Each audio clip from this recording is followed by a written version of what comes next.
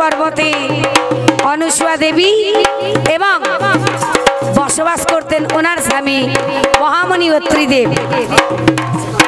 এখন ভগবান শ্রী রামচন্দ্র দেখো পিতৃ সত্য পালন করতে দেখো গেল।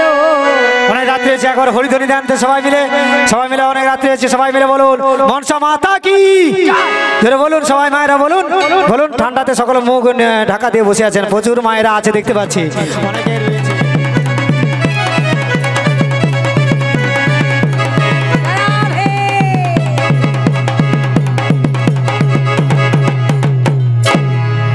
ভগবান শ্রীরামচন্দ্র পিতৃ সত্য পালন করার জন্য 14 বৎসর বনবাস জীবনটাকে বেছে নিলেন। এইবার ঘুরতে ফিরতে তিনি ওই পঞ্চবটী বনে উপস্থিত হলেন। তারপরে ওখান থেকে তিনি গিয়েছিলেন চিত্রকূট পর্বত। অর্থাৎ আপনারা জানেন চিত্রকূট পর্বত অযোধ্যাতে। তাহলে মুখোমুখি লড়াই হবে, বিউটি এসো গো তোমায় আমায়, তোমরা আমাদের আজকের মিলন গানে গেয়ে যাই, মুখোমুখি লড়াইয়ে প্রশ্নে জবাব হবে ভাই। এসো গো তোমায় আমায়, এসো গো তোমায় আমায়, আজকের মিলন গানে গেয়ে যাই। আর কেমন শেখা আছে জানা যাবে এই সব, মা বড় না বাবা বড়, আজকে তোমার মুখে শুনতে চাই। এসো গো তোমায় আমায়, এসো গো তোমায় আমায়, আজকের মুখোমুখি লড়াই আজি করে যাই। আর কেমন শেখা আছে জানা যাবে এই সব, এসো গো তোমায় আমায়।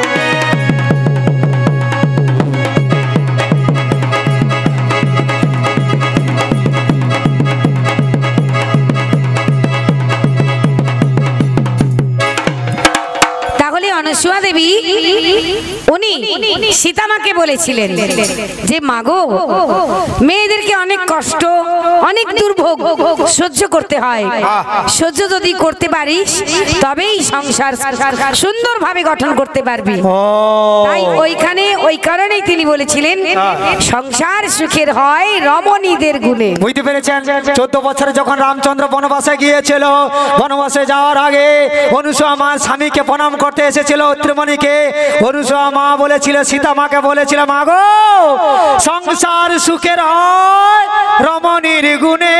তাহলে আমার অনুসুয়া মা বলেছিল, সীতা মাকে বলেছিল, রামায়ণে লেখা রইল সংক্ষেপে মিটে যায়। এসো গো তোমায় আমার, এসো গো তোমায় আমার, আজকের মিলন গানে গেয়ে যায়। আর কেমন শেখাই আছে জানা যাবে এই সভা। এসো গো তোমায় আমার, জয় মা। যাই হোক, তাহলে এবারে প্রশ্নের দিকে আসি। না, প্রশ্ন বলতে মা মনসা দেবীর কিভাবে জন্ম হলো? মহাদেব রাম গুণগান জপ করিতেছিল।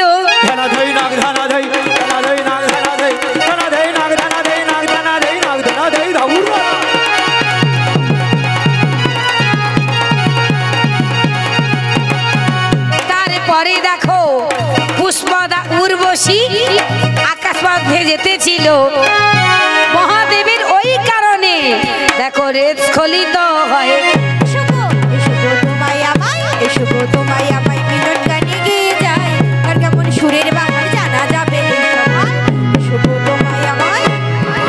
এদিকে যখন ওই পুষ্পদা উর্বশী আকাশপথে উড়ে যাচ্ছেন, মহাদেব বরুণকে শরণাপন্ন হলেন। বরুণ ঝোড়ো হাওয়া বইয়ে দিল, আর পুষ্পদার শরীর থেকে সকল বসন দেখো খুলে গেল। আর লজ্জায় নিচের দিকে দেখো নেমে যায়। এসো গো তোমায় আমার, এসো গো তোমায় আমার, এসো গো তোমায় আমার, মিলন গানে গেয়ে যায়। কেমন সুরের ব্যাপার জানা যাবে। তিনি যে নিচের দিকে নেমে এলেন, পদ্ম সরোবর ছিল। পদ্ম সরোবরে তিনি শরীরটাকে ডুবিয়ে দিলেন।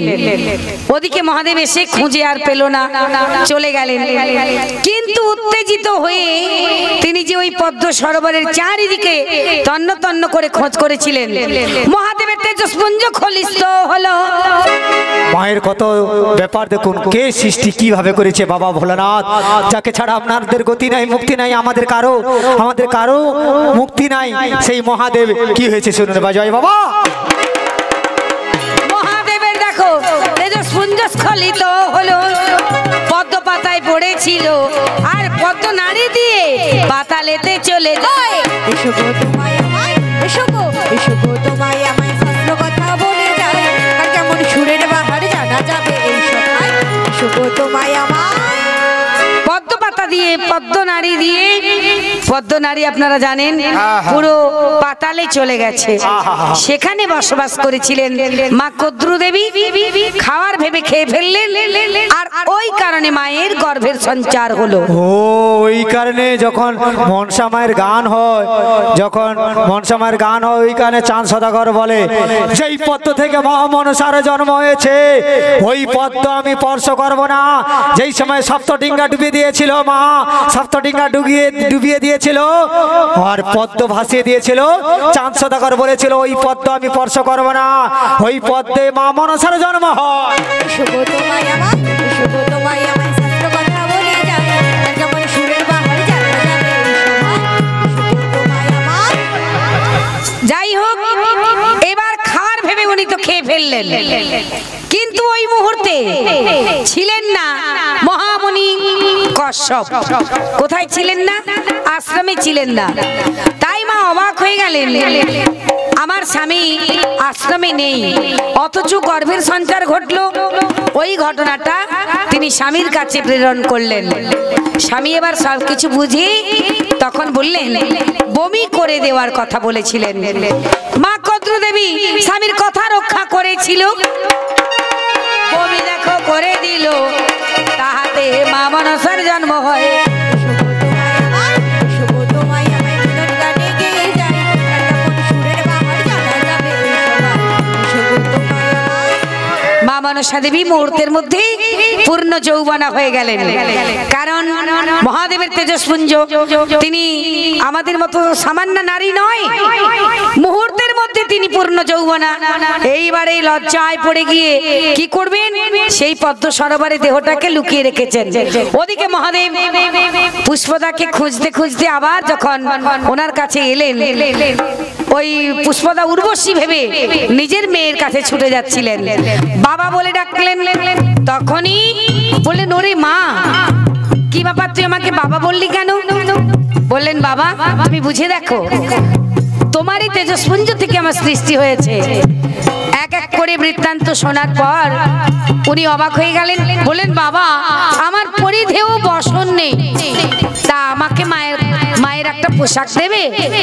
চল বলে মনসা দেবীকে তিনি কৈলাসেতে নিয়ে গেল। বলে না, কৈলাসেতে নিয়ে গেল, কিন্তু নিজের স্ত্রীকে কি কথা বলবে বলো? আমার বউ বড়ই দেখো রাগী হয়। এসো গো তোমায় আমায়, এসো গো তোমায় আমায় শাস্ত্র কথা বলে যায়, আর কেমন সুরের বাহার জানা যাবে এই সভায়। এসো গো তোমায় আমায়। আমার তো স্ত্রী বড় রাগী, ও তো ভুল বুঝবে, কি করি? এইবার করেছেন কি, নিজের সেই ঝোলার মধ্যে রেখে তিনি দেওয়ালে রেখে দিয়েছেন, দেওয়ালে রেখে দিয়েছেন। এদিকে মা বিশ্বের জননী মা দুর্গা রান্না করছিলেন। মা মনসা দেবী একবার করে উঁকি দিচ্ছেন। বাবা দেখো, মায়ের সঙ্গে আলাপ না করিয়ে দিয়ে উনি আমাকে রেখে চলে গেলেন। দেখো দেখো, আমার মা বোধহয় দেখতে ভারী সুন্দরী, আমি দেখতেই পাচ্ছি না। বারবার উকি ঝুঁকি দিতে দিতে এখন মায়ের নজর পড়ে গেছে। বলে আবার মনে হয় একটা আনছে, রেগেছে এইবারে মা। বলে রেগে আবার গিয়ে ওই যে রান্না করছিলেন, হ্যাঁ, হ্যাঁ। খুন্তি হাতে নিয়ে দিয়েছেন মায়ের চোখে খুঁচে। ও মায়ের একটি চোখ কানা হয়, ওই কারণেতে মায়ের চোখ কানা হলো। ওইখানে চাঁদ সদাগর বলে, চ্যাংবুড়ি কানি, চ্যাংবুড়ি কানি, এসো আমার সাক্ষাতে, হে তালের বাড়ি দিয়ে উপযুক্ত পুজো করব তোমায়। ওইখানে চাঁদ সদাগর চ্যাংবুড়ি কানি আজি বলে, মা এসো গো তোমায় আমায়, এসো গো তোমায় আমায়, মিলন গানে গেয়ে যায়, আর কেমন সুরের বাহার জানা যাবে এই সভায়। এসো গো তোমায় আমায়। আরে ওইভাবে মনসার জন্ম হলো, সংক্ষেপে কথার জবাব মিটে গেল। এসো গো তোমায় আমায়, শাস্ত্র কথা বলে যায়, আর কেমন সুরের বাহার জানা যাবে এই সভায়। এসো গো তোমায় আমায়। তাহলে আমাদের অনেক ঝগড়াঝাটি হলো। প্রথম পুরুষ, প্রথম ছেলে বড়, এক ব্রহ্ম দ্বিতীয় নাস্তি, সৃষ্টির কারণে মেয়েকে এনেছে, সেই কারণে মা বাবা সবার, কিন্তু এক ব্রহ্ম দ্বিতীয় নাস্তি, ছেলে ছাড়া গতি নাই মুক্তি নাই।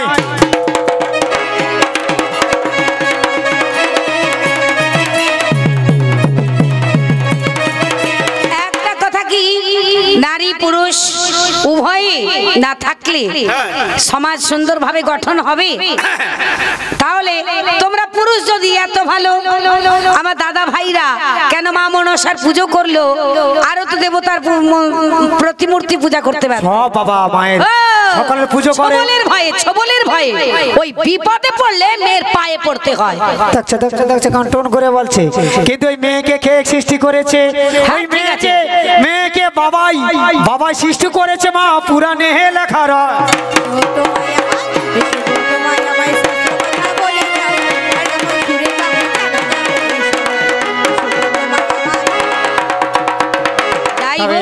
এক ব্রহ্ম দ্বিতীয় নাস্তি প্রথম পুরুষ। এবার এখানে মিলন করব। অনেক সময় ধরে আপনারা সবসময় মেয়েদেরকে ছোট করবে। হ্যাঁ। নারী পুরুষ উভয়ই সমান। আচ্ছা ঠিক। বাবার সৃষ্টির কারণে বাবা আমাদেরকে এনেছেন। বাবা একা একা কিছু পারবে না বলেই তো মেয়েকে এনেছেন, তাই না?